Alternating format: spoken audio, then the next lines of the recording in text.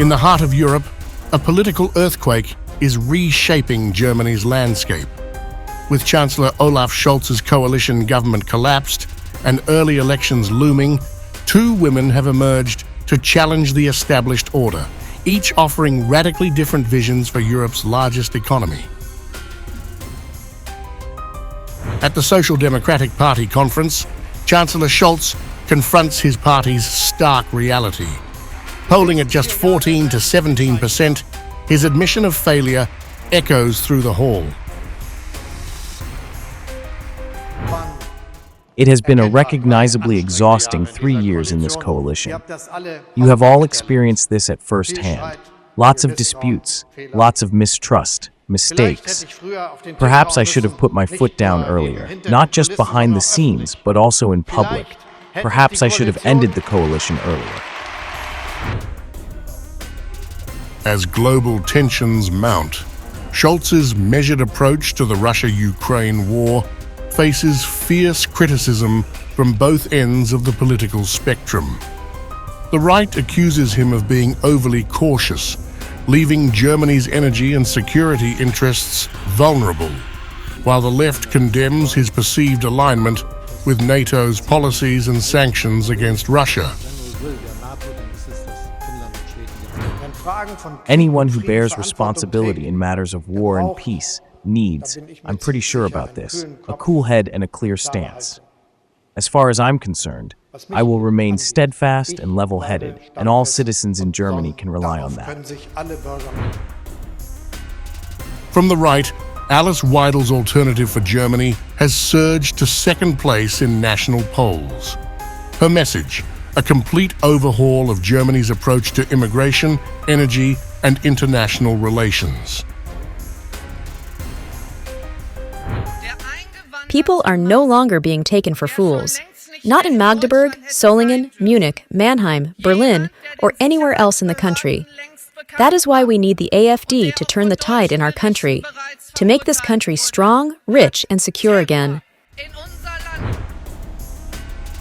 On energy policy, Weidel promises a dramatic shift, challenging Germany's green transition and proposing to resurrect controversial projects. We will herald the end of the energy transition and exit from EU climate policy. We are calling for longer operating times for coal-fired power plants because Germany has the world's safest, cleanest, and most modern coal-fired power plants. And we will put Nord Stream back into operation. You can rely on that. But perhaps the most unexpected challenge comes from Sahra Wagenknecht's newly formed BSW party. A former Left Party leader, she offers a unique blend of left-wing economics and skepticism toward current Western foreign policy and targeted action against Russia. The sanctions have nothing to do with morality. They have nothing to do with human rights. They have nothing to do with love of peace. They are simply an economic stimulus program for the U.S. economy and a killer program for German and European companies. Quite simply a killer program for our companies. Wagenknecht's criticism doesn't stop at economic sanctions. She openly challenges Germany's alliance with the West, calling for a recalibration of its foreign policy. As a declining superpower that has lost its global hegemony, the United States is fighting for its influence in the world. President Biden has already done this with a hard line and without regard for his allies. And this will become even tougher and even more. On defense spending, Wagenknecht warns against what she sees as the dangerous militarization of Germany's foreign policy. We are the only ones who disagree out loud. If people in our country are to become accustomed to the idea that war will return to Germany at some point, that they have to prepare for it with a bunker app, that companies are trained, what will they have to do when the troops move to the Eastern Front at some point soon?